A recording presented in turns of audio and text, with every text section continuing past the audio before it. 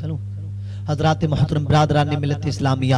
چلتے چلتے آپ کو بتاتا ہوا چلوں، آج ہم گناہوں میں اس قدر ڈوب گئے ہیں، آج ہم گناہوں کے دندل میں اس قدر ڈوب گئے ہیں کہ ہم اپنی حیا کو بھی بھول گئے، اپنی غیرت کو بھی بھول گئے، اپنی شرم کو بھی بھول گئے۔ میں آپ کو بتاؤں، ہمارے گھروں میں وہ حرام کام ہو رہے ہیں جن پہ ہم روک نہیں لگا رہے، ہمارے گھروں میں وہ گندے گندے کام ہو رہے ہیں جن پہ ہم روک نہیں لگا رہے، ہمارے گھروں میں ایسے ایسے کام ہو رہے ہیں جنہیں ہمیں روکنا چاہیے۔ اللہ اکبر، اگر ہم ان کاموں کو روک دیتے ہیں تو ہمارے گھر میں کبھی لڑائی نہ ہو، کبھی جھگڑا نہ ہو، اللہ اکبر، کبھی فساد نہ ہو، کبھی برائیاں پیدا نہ ہو۔ آج ہو کیا رہا ہے، ہمارے گھروں میں ہمارے بھائی کے سامنے، ہمارے باپ کے سامنے، ہمارے باپ کے سامنے بھابی کا دیور مذاق کرتا ہے، اس کے شوہر کے سامنے اس کا بھائی اپنی بھابی سے مذاق کرتا ہے، دیور اپنی بھابی سے مذاق کرتا ہے۔ اللہ اکبر، ایسی ایسی مذاقیں چل رہی ہیں، ایسی ایسی مذاقیں چل رہی ہیں کہ لوگوں کے گھر برباد ہو رہے ہیں، لوگوں میں شک پیدا ہو رہا ہے۔ بھائی جب بھابی سے مذاق کرتا ہے اور جب اس کی بھابی کے شوہر کو،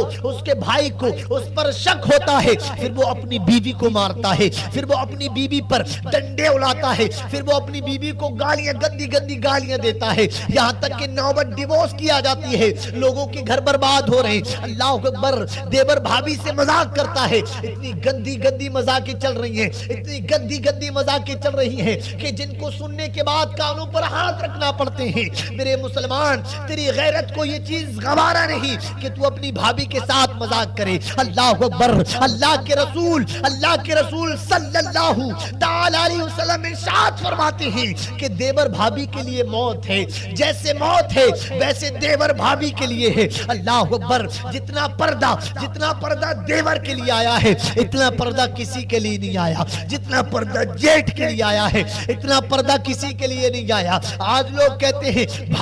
بھابی ہے، سالی ہے، آدھی گھر والی ہے، بھابی پر آدھا حق ہوتا ہے۔ اللہ اکبر، کیا تجھے پتا نہیں بھابی ماں سمان ہوتی ہے، بھابی ماں کی طرح ہوتی ہے؟ کیا تجھے معلوم نہیں بھابی جو ہوتی ہے وہ ماں کی طرح ہوتی ہے، بھائی جو ہوتا ہے وہ باپ کی طرح ہوتا ہے۔ اللہ اکبر، آج تم اپنی بھابیوں سے مذاقیں کر رہے ہو، گندی گندی وہ گھن گھن بھری مذاقیں چل رہی ہیں کہ جنہیں سن کر لوگ خوش ہوتے ہیں، گھر والے خوش ہوتے ہیں، بھائی بھی خوش ہوتا ہے، اللہ اکبر، اس کا سسر بھی خوش ہوتا ہے، گھر والے بھی خوش ہوتے ہیں کہ ہمارا بچہ تو شرماتا نہیں ہے، ہمارا بچہ تو شرماتا نہیں ہے، ہمارا بچہ تو بولتا رہتا ہے، اللہ اوپر کسی سے نہیں شرماتا، اپنی بھابی سے مذاق کرتا ہے، اپنی بھابی سے ایسی ایسی مذاق کرتا ہے، وہ تو کسی سے ڈرتا ہی نہیں ہے۔ ایک بات یاد رکھو، آپ سوچ رہے ہو آپ کا بچہ مذاق کر رہا ہے تو وہ کامیاب ہو رہا ہے، نہیں، وہ کامیاب نہیں ہو رہا۔ آپ کا بچہ اپنی بھابی سے مذاق کر رہا ہے، یقیناً وہ مذاق اس کی ہلاکت کا سبب بن رہی ہے، اس کی بھابی کو بھی وہ مذاق جہنم میں لے جائے گی اور دیور کو بھی مذاق جہنم میں لے جائے گی۔ یہ دونوں تو جائیں گے لیکن ان کے ساتھ ساتھ جو اس گناہ میں ملوث ہوگا، جس نے ان کو اس گناہ سے روکا نہیں ہوگا، وہ بھی ان کے ساتھ جہنم میں جانے کا حقدار ہے،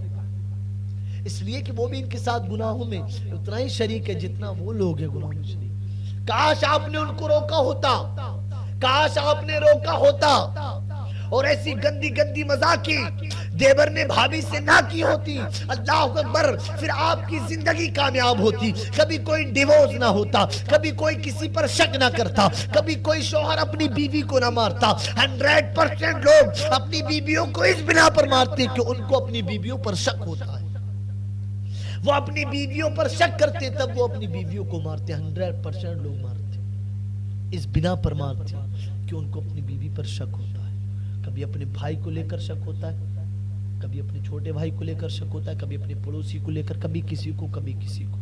تو یہ شک پڑتا ہے اسی چیز سے کہ جب مذاق حد سے زیادہ ہو جاتی ہیں، حد سے زیادہ تو دور، ایک مذاق کرنا بھی جائز نہیں ہے۔ بھابی کو دیور سے پردہ کرنا چاہیے،